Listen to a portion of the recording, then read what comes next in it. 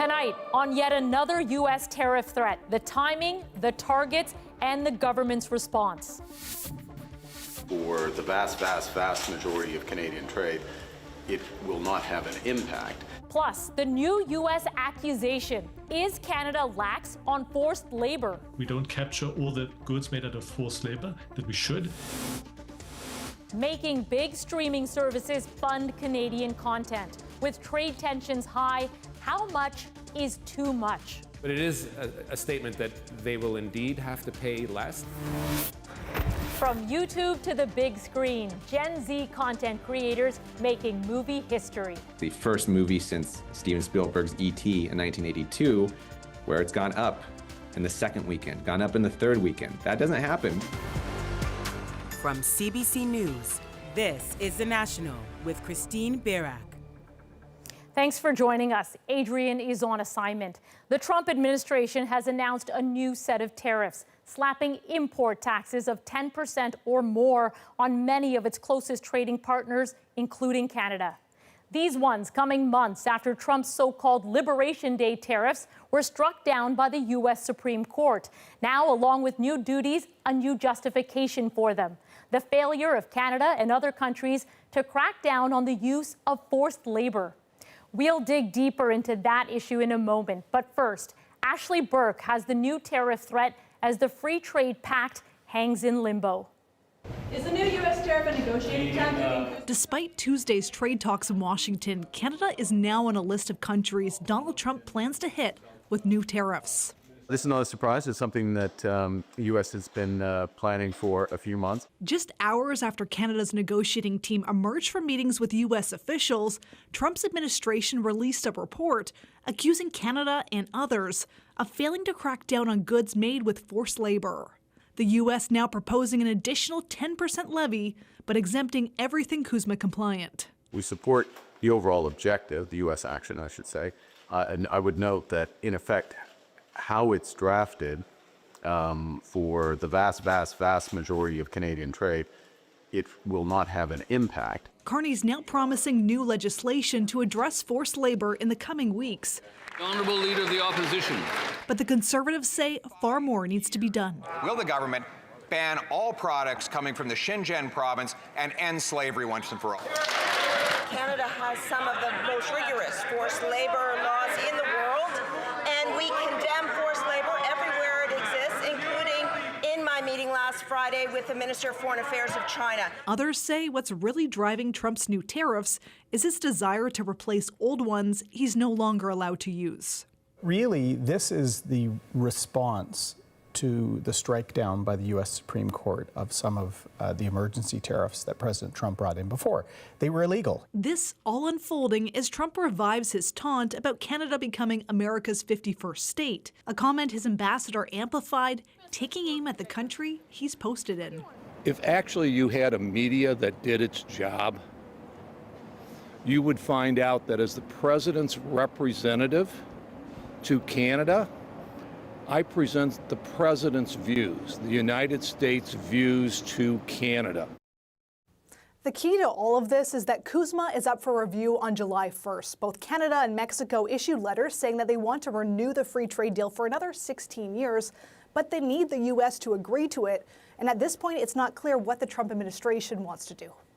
But Ashley, Canada-U.S. Trade Minister Dominic LeBlanc probably knows. He says he's received a letter from the Trump administration. Yeah, Minister LeBlanc said, though, it's not up to Canada to disclose what the letter said, but that Ottawa looks forward to working on the shared priorities in that letter. The U.S. also wouldn't tell us what the letter said, but the document is expected to lay out how the U.S. wants to move forward, either withdraw from the free trade deal, renew it, or keep talking, which would re-trigger the review process annually. All right, Ashley, thanks for this. That's our Ashley Burke in Ottawa. The trade in goods using forced labor is a global problem. And as Cheyenne Desjardins explains, for whatever reason the Trump administration has tied it to tariffs, Canada has been dealing with it long before Washington's new intervention. The Prime Minister is defending Canada's record on combating forced labor. Canada has a very strong legislative regime against forced labor in supply chains.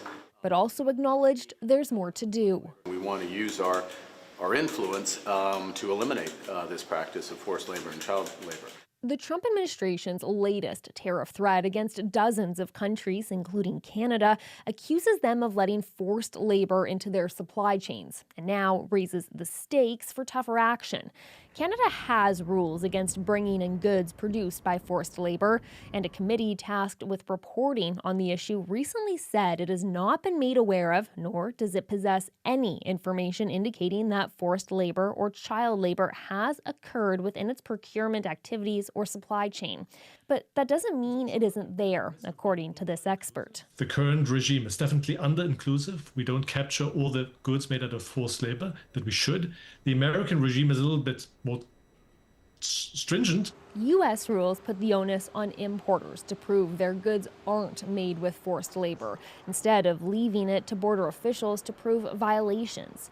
Statistics indicate that U.S. officials denied more than 6,000 shipments in 2024 alone. A report by the U.S. Trade Representative says between 2020 and 2026, Canadian authorities intercepted just 50 shipments and turned away 2.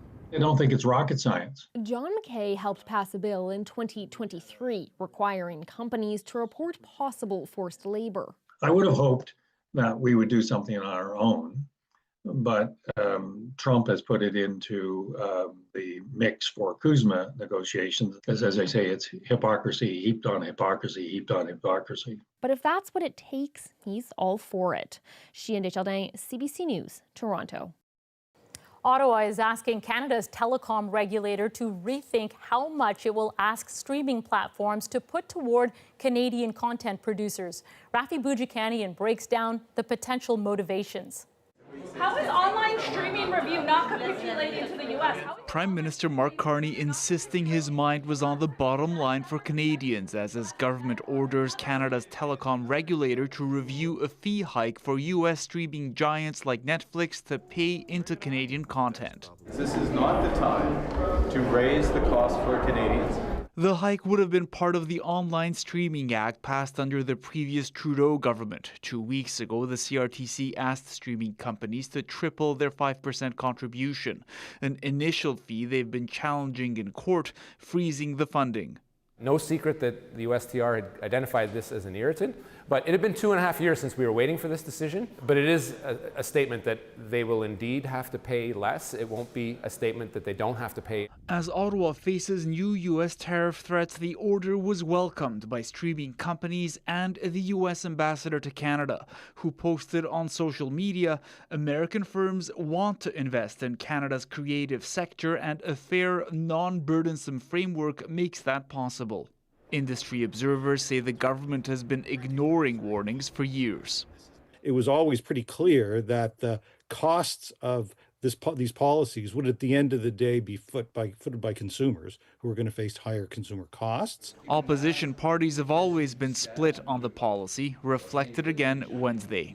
The main victim of this might be Quebec, French media at the end of the day, and content for the whole of Canada. The Liberals still have a massive regulatory burden that they've chosen to put in place. The government also announced it will be paying $600 million into Canadian content every year. The CRTC says it's waiting for policy direction from Ottawa before it goes back to the drawing board. Rafi Boudjikanian, CBC News, Ottawa. In Saskatchewan, First Nations leaders are pleading for assistance after a deadly shooting in the community of Pelican Narrows. They want improved security and health care, saying they're doing the best they can with what they have. We are asking the government to do what they already agreed to do, fund the services and security that every community has in the country. On Monday, a shooter killed a woman and seriously injured a man. Police say this video shows a suspect, and they're asking the public for information. 2 people were initially detained, but have since been released. An Alberta man has been charged with possessing and accessing more than 500,000 child sexual abuse materials. 600,000 or 500,000 is over half our annual seizure. Each image represents a child that's been exposed to sexual exploitation. And this is very alarming given the volume of material that we've recovered in this one incident. Police say it's one of the largest collections they've ever uncovered. A 35-year-old man was arrested in his Okotoks home on May 26th. He's since been released from custody and will appear in court in August. New body cam footage is fueling outrage in the UK tonight. It shows police handcuffing an 18-year-old as he dies from stab wounds. As Margaret Evans shows us, the incident has sparked violent protests and a new set of tensions over race and policing. And a warning, this story has disturbing images. Battle lines drawn in the English city of Southampton Tuesday. Far-right supporters protesting police handling of the murder of a young white man named Henry Nowak. The 18-year-old was stabbed to death in a random attack last December by Vikram Digwa, a Sikh, who falsely accused Nowak of attacking and racially abusing him. Body cam video released this week that is difficult to watch shows police handcuffing Nowak as he lay dying and initially ignoring repeated claims that he'd been stabbed and couldn't breathe. Yeah, right? Been stabbed. You've been stabbed? Whereabouts? I don't think you have, mate. Digwa has been sentenced to life in prison, and Southampton police have apologized to Nowak's family. Nowak's father, Mark, said he holds Digwa responsible. But Henry should not have died on the streets of Southampton in police custody. The way he was treated was inhumane and degrading. He also asked that his death not be politicized. It hasn't worked. Far-right critics accuse the police of being so sensitive about being accused of racism that they ignored a white victim in favor of his murderer. We're living in a two-tier culture in this country where the rights and privileges of white people matter less than those of ethnic minorities. It's an old playbook designed to inflame and win votes, says sociologist Aaron Winter. But this is a white grievance or white victim narrative that is mobilized every time there's an opportunity.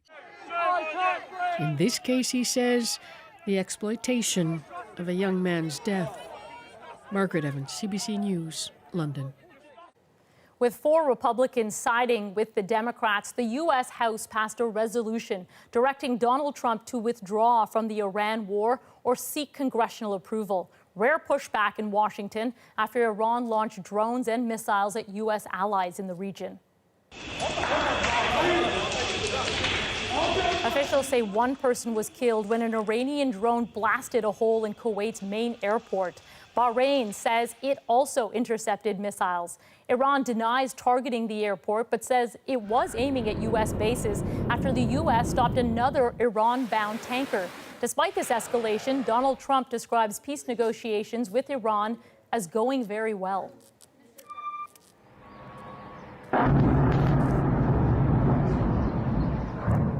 And in St. Petersburg, Ukrainian drones hammered this oil terminal as Vladimir Putin hosts an international forum in that city. And in the Russian-occupied Donetsk region, local officials say 8 civilians were killed by a Ukrainian drone strike on this passenger bus. There was no immediate comment from Kyiv, but both sides routinely deny targeting civilians. CBS News has fired veteran 60 Minutes correspondent Scott Pelley after a clash with managers and network leaders. As Katie Simpson shows us, the dismissal is raising new concerns about political pressure on the U.S. media. I'm Scott Pelley. Those stories and more tonight on 60 Minutes. Scott Pelley has been one of the most trusted and recognizable journalists on the 60 Minutes news team. His firing and explosive exit from the show sparking questions about journalistic independence. The fake news. In the age of President Donald Trump. I think for a lot of people, this is the canary in the coal mine for press freedom, accountability journalism, democracy. 60 Minutes is the flagship program for CBS News and its parent company, the media giant Paramount. Pelley is the third on-air reporter fired from 60 Minutes within a week, dismissed after a heated staff meeting where he accused Barry Weiss, the relatively new head of CBS News, of trying to kill the show and disparaged her lack of broadcast experience. He believes that 60 Minutes is being blown up by Paramount in order to, quote, apparently curry a moment of favor with the Trump administration. So Pelley is suggesting this is political. In a statement, Pelley said CBS management instructed me to inject falsehoods and bias into a politically sensitive story, orders he said he ignored or refused. It's about something much bigger than just 60 Minutes. This is about another American institution coming under severe pressure in the Trump era. Paramount has previously been accused of attempting to appease Trump at a time when it needed his administration to approve an $8 billion merger. An economy. Trump sued Paramount over this Kamala Harris interview, claiming she was given a favorable edit, a case widely thought to be frivolous, but Paramount settled, paying Trump $16 million. Tonight is our final broadcast. It also canceled Stephen Colbert's show after Trump long complained about late-night hosts mocking him. This is the CBS. Months later, it began overhauling its news division, a shift that continues to this day. Managers at CBS News are defending Pelley's firing, saying he broke the foundation of trust and respect needed in a newsroom. They also say 60 Minutes needs to adapt to better serve viewers in the digital age. Katie Simpson, CBC News, Washington. The Marineland beluga whales are one step closer to new homes. Ottawa has endorsed a plan to relocate the animals from the shuttered Niagara Falls theme park. Lisa Shing shows us where they could go and what hurdles still remain. After years of circling these tanks, new homes for 30 remaining belugas at Marineland is closer to becoming reality. I have signed off on the transportation permits. I think this is a positive step forward. The federal government has issued some of the permits so the animals can travel across international borders and has endorsed a rescue plan from a U.S.-based group of zoos and aquariums. It would see the animals sent to 5 facilities, 4 across the U.S. Ottawa has just approved another in Spain, the biggest in Europe. Locations it believes they'll be well cared for. It's the standards in the institutions that I'm satisfied. The future of the whales at the former amusement park has been uncertain as it faces financial and regulatory hurdles. Last fall, Marineland threatened to euthanize them after the federal government blocked them from going to China. The Spanish aquarium has done these sort of rescues before, saving and housing 2 belugas from the war zone in Kharkiv, Ukraine 2 years ago.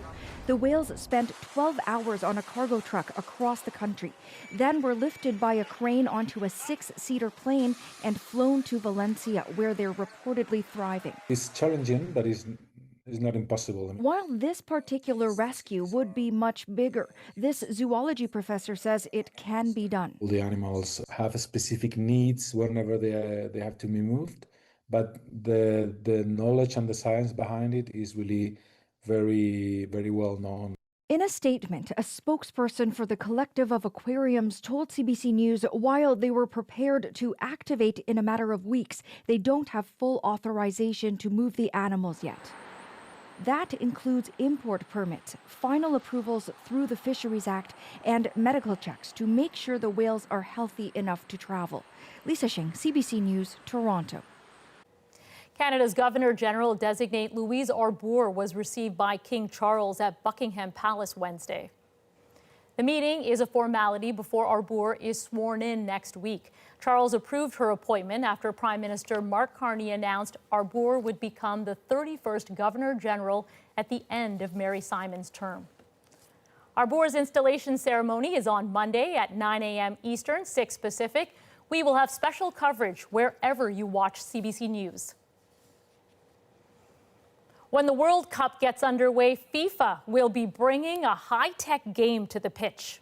The connected ball technology tracks the spin, the speed, the point of contact of the ball. How AI and other technologies will be used next.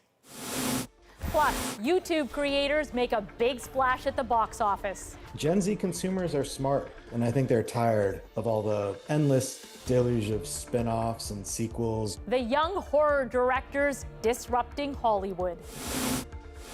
And later, Canadian pride on full display. We're just looking at ways to show national pride during the FIFA World Cup. A record-setting flag on a BC mountain. We're back in 2.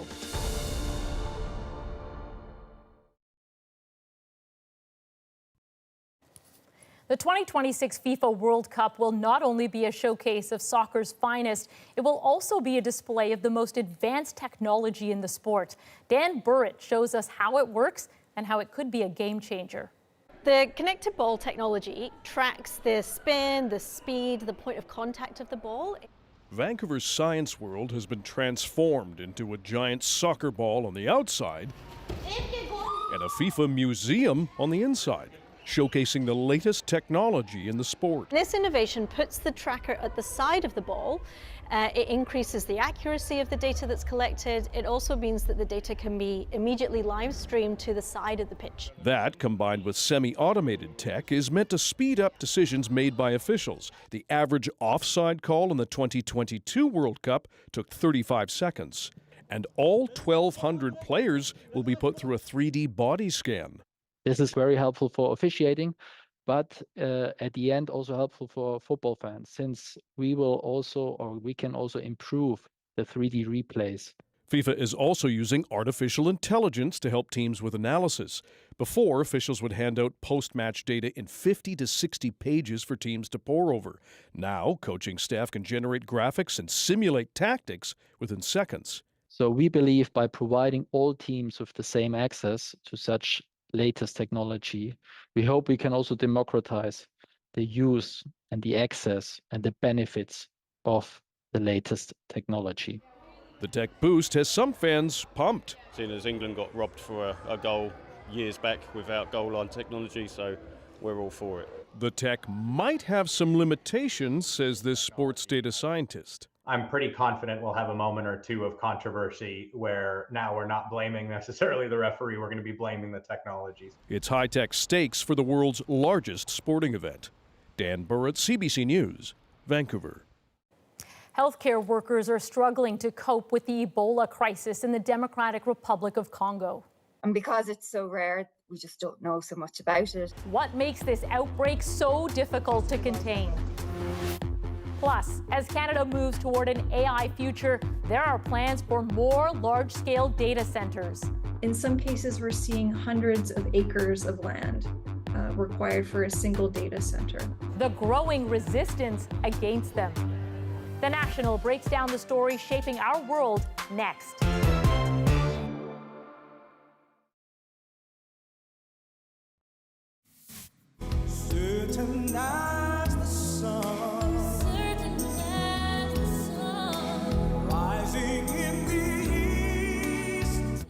Céline Dion is paying tribute to her duet partner Peabo Bryson, who died Tuesday. The two famously sang Tale as Old as Time for Disney's 1991 Beauty and the Beast. Dion wrote on social media, "He made me so comfortable as I was just learning to sing in English. His voice and his talent will be missed." The Grammy winner had a successful solo career. Peabo Bryson was 75.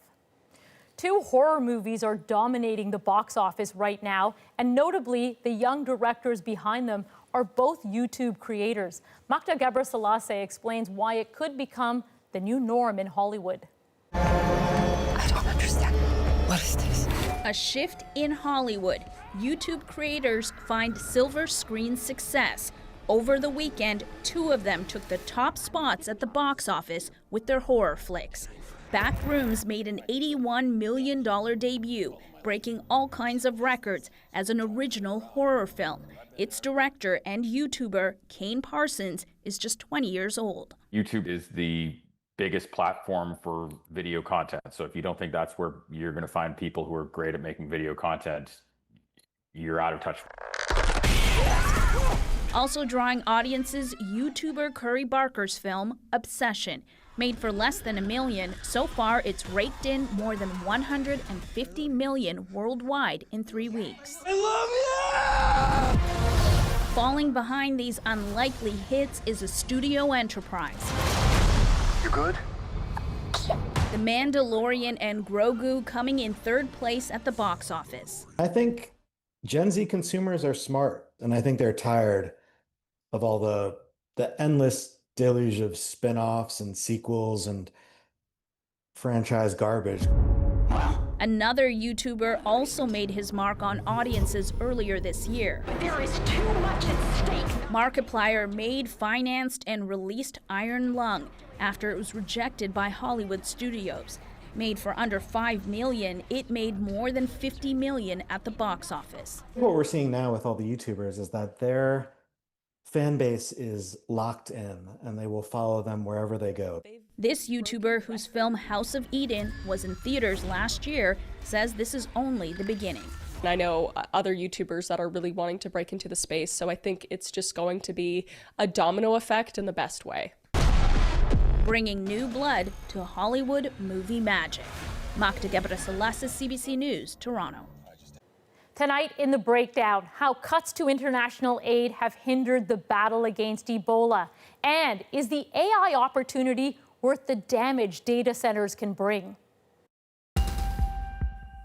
More than 100 giant data centers now operating or being built in Canada, drawing pushback across the country. The environmental impacts are going to be significant no matter where they are placed. Assessing the true cost of a high-tech economy.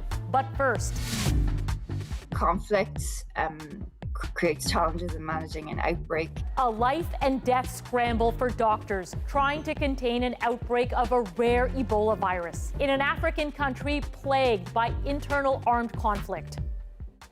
Eli Glasner shows us what the healthcare workers are up against and why they say foreign aid cuts are only increasing the danger.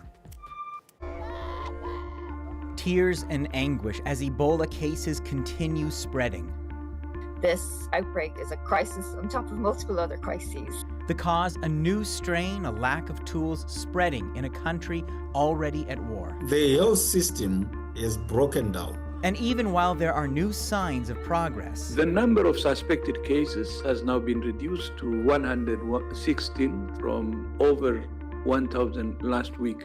Part of what made this outbreak worse is how the picture of aid in Africa has changed. As countries back away from providing that aid to different parts of the world, and you are going to put the rest of the world and therefore everyone at risk. The Democratic Republic of Congo is a massive country, twice the size of Ontario, located in the center of Africa. The outbreak started in the city of Bunia in the eastern province near Uganda. 344 cases and 60 deaths have now been confirmed in the DRC, with 15 confirmed cases and 1 death across the border in Uganda. This outbreak is Dr. Menenji Mangundu is Oxfam's county director for the DRC. We reached him in the capital, Kinshasa, where he just returned from the epicenter of the outbreak. I've just come back from the east. I was around Beni and Goma, Bukavu, and then I had to come back. Although this is the DRC's 17th outbreak since 1976, this time is different. The outbreak here in the DRC and getting it. Dr. Eve Robinson is an epidemiologist working with Doctors Without Borders. We reached her in the east of the DRC in Goma. This virus is very rare. It's only the 3rd Ebola disease outbreak caused by this virus. And because it's so rare, we just don't know so much about it. Unlike previous viruses, there's no targeted treatments or vaccines. And then there's other areas where there's active fighting between armed groups and the government forces. The Rwandan-backed M23 rebels have seized a number of cities, while the Allied Democratic Forces, a Ugandan Islamist group, have driven away healthcare workers with violent attacks on civilians. All of it happening in the center of the outbreak. Conflict creates challenges in managing an outbreak. The levels of tension in the community are already high. How do you track a disease when you have people moving and you have a conflict and you have people crossing borders? That's the biggest challenge that we are seeing. How do we get the first degree contacts for tracing purposes? With hundreds of suspected cases, Mangundu says there's 1,400 instances of first-degree contact healthcare workers need to identify for a clearer picture of where the virus is spreading. Then there's the challenge of confirming infection. To diagnose this particular virus, the samples have to go to a high-level laboratory and undergo complex testing.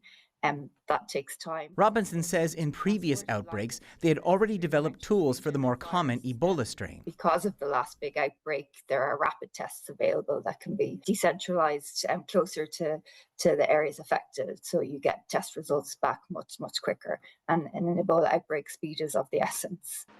Virus surveillance, gowns, gloves, and masks to protect workers. These are the kind of supplies and support international aid organizations mustered to control previous outbreaks. But in the past 3 years, aid from Western countries has shrunk dramatically, in particular as the Trump administration shuttered the U.S. Agency for International Development and cut funding to the World Health Organization.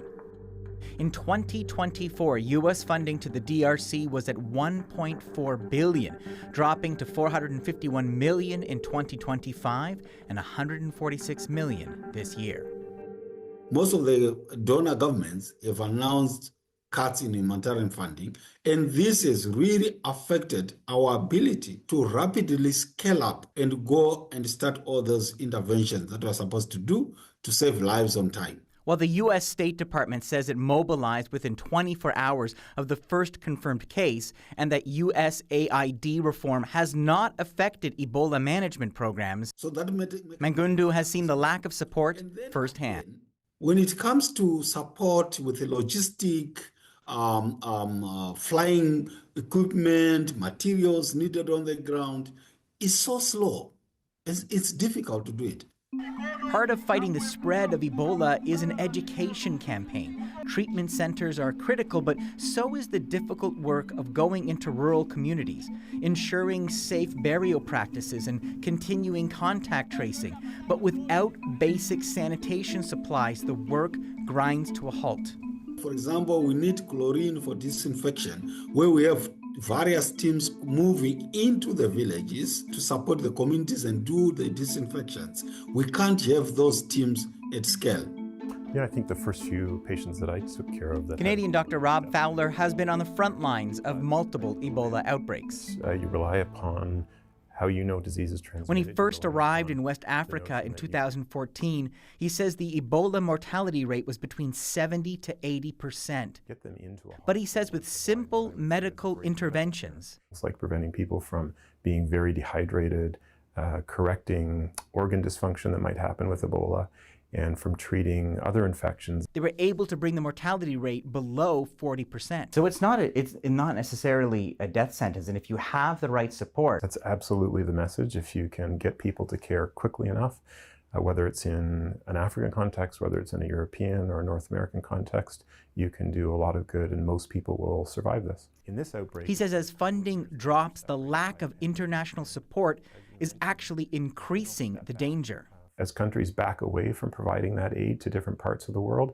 then you are going to put the rest of the world and therefore everyone at risk of having an outbreak that spreads undetected and then spreading geographically to other areas. Do you think this is spreading faster this time because of that lack of support from aid? Absolutely. More aid leads to a quicker response, which leads to containment of an outbreak. We cannot and will not allow any cases of Ebola to enter the United States. While the U.S. and Canada bans travelers from the DRC, Uganda, and South Sudan, in the field frustration mounts. It's not the most effective way to control the outbreak, and it creates a bit of a sideshow. It also can make it more difficult to actually respond to the outbreak. So we have difficulties bringing staff in at the minute due to some of these border closures. People can survive Ebola if they have access to care. But with news, the World Health Organization announced 6 Ebola patients have fully recovered in the DRC and 2 in Uganda. This story could be changing. What I hear from you is not a sense of despair. You know, when you see a disease happening and within a very short time frame, a lot of people are dying, it's a great concern. But we are starting to see less and less cases being reported. So that's hope. And then we are starting to see, at least if we have a patient that have recovered, that's a lot of hope for the people. And that hope comes from the staff going into the field, knowing with the right approach, they can save lives. And Eli, we're starting to see some of these efforts make a major difference. Certainly, we heard from the Director General of the World Health Organization today, and although there's certainly a sense of urgency, the news was good. Suspected cases are dropping down to 116 from over 1,000 last week. I think what we're seeing is the result of staff and support now surging into the area. And even now, as the U.S. talk about spending millions to help fund vaccines, what this underlines is the difference between a delayed response and having those systems in place to catch an outbreak when it occurs. All right, Eli, thanks for this. My pleasure. Coming up, opposition grows to proposed data centers as critics accuse them of swallowing up Canada's energy, water, and land. In some cases, we're seeing hundreds of acres of land required for a single data center. Why some say the cost of building an AI economy is far too high. Next.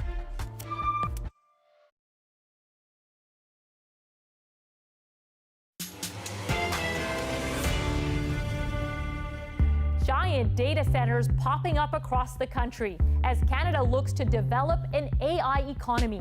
Our goal is AI for all. But a new poll says almost 70% of Canadians would oppose a data center in their neighborhood. What you're facing with this is massive fallout from emissions, sound, construction. Nora Young examines the concerns, the frustration, and the Made in Canada pushback against these facilities. In the U.S., tech titans have been building out giant data centers to train and run AI. And there's been growing resistance over impacts on local communities. Our goal is AI for all. As Canada looks to develop an AI economy and AI sovereignty, a Made in Canada pushback is starting. There's not really a good spot for a data center. No matter where we put data centers, especially the AI ones, the environmental impacts are going to be significant. We didn't used to think much about data centers, anonymous buildings, often in urban or suburban areas close to where the users are. They house IT infrastructure, and we rely on them every day for the cloud services we enjoy. But the scale and location of data centers is changing in Canada to meet demands of AI and large-scale cloud computing. It is Alberta's first truly hyperscale, large-scale data center at 90 megawatts. We're launching the first phase, which is going to go live here in Q3 of this year. So that means the kind of buildings and their needs are changing. In some cases, we're seeing hundreds of acres of land required for a single data center. Location is changing too. Lindsay Rollheiser is the co-author of a new paper, currently under peer review, into the status of planned data centers. We're seeing a massive shift where the vast majority of proposed centers would be in Alberta. We're seeing more and more proposed data centers going in places with really cheap land and access to energy. So previously, we see a lot of infrastructure in Ontario, but going into the future, we're going to see that build out more so happen in Alberta. So about 90% of that build out will be in Alberta. Now, these large data centers aren't all alike. They might be processing users' AI needs, they might be even bigger and more powerful for training AI, or they're for cloud computing more generally. But these so-called hyperscale centers are multiplying. Canada currently has 5 hyperscale data centers with power capacities between 50 to 100 megawatts, 2 in BC and the others in Ontario, Quebec, and New Brunswick.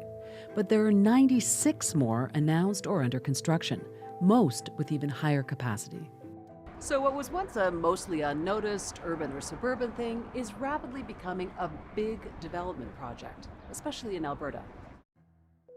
Olds, Alberta is a community of around 10,000 people between Red Deer and Calgary. The proposed Olds data center complex would end up being 10 times the size of any other data center currently in Canada. I know we don't want to be the test case. The community met for an information session last month.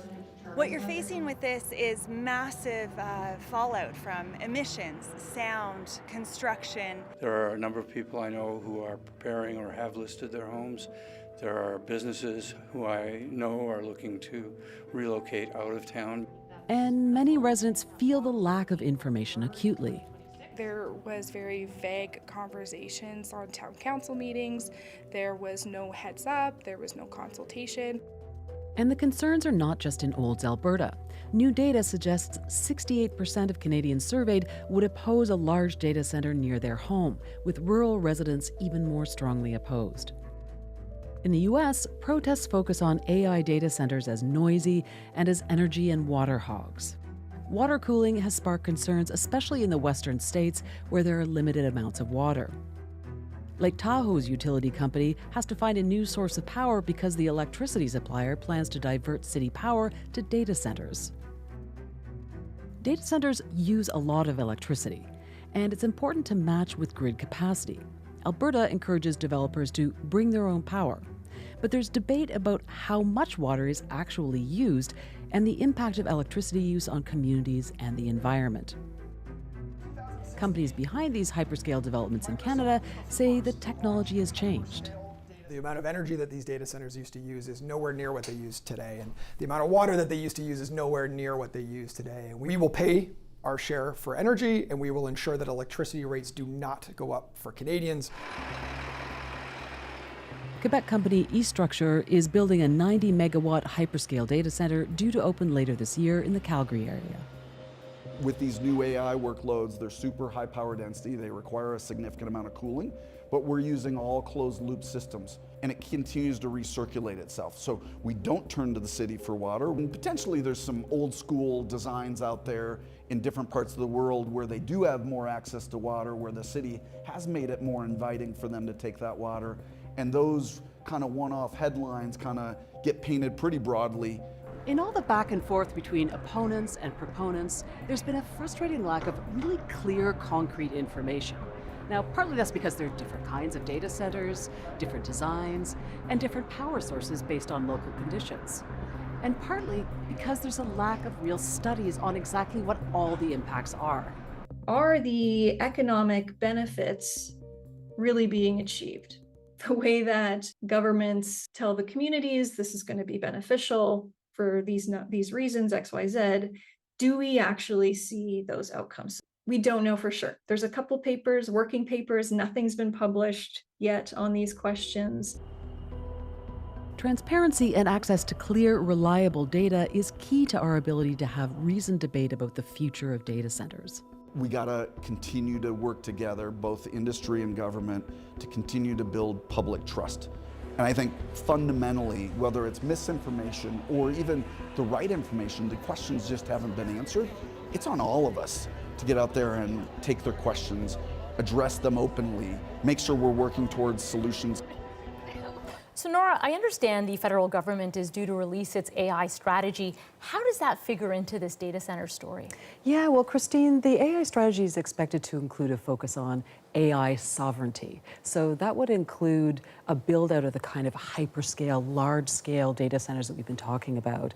And it's true that a lot of Canada's cloud infrastructure is foreign-owned in that respect.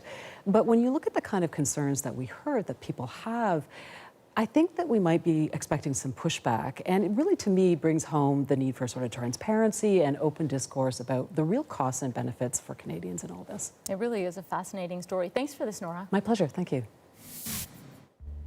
Coming up, a record-setting Canadian flag gets unfurled.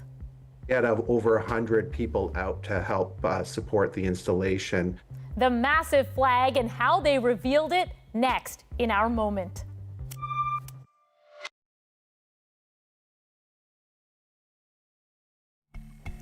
This Canadian flag just became the largest flag unfurled on a mountaintop. Over 100 people worked to display it on Grouse Mountain in North Vancouver, BC.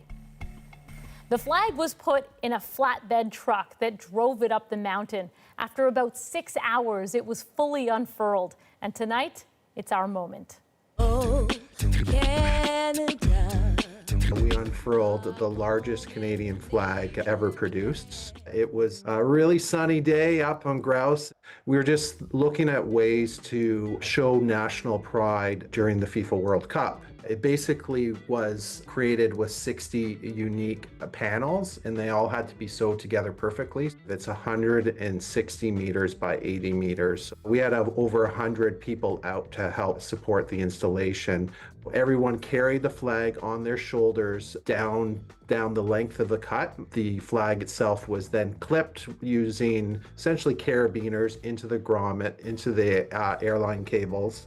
In hindsight, I wish I got all the installers to sing the national anthem, because I think that would have really gone over well. Oh, Canada, we stand on guard for thee. Wow, and they actually needed 100 people. The flag weighed over 3,500 pounds. Adam hopes that people flying into Vancouver for the games will be able to see the flags and feel the Canadian pride. I think it'll be pretty tough to miss. Well, from all of us here at The National, thank you for being with us. I'm Christine Birak. Take care.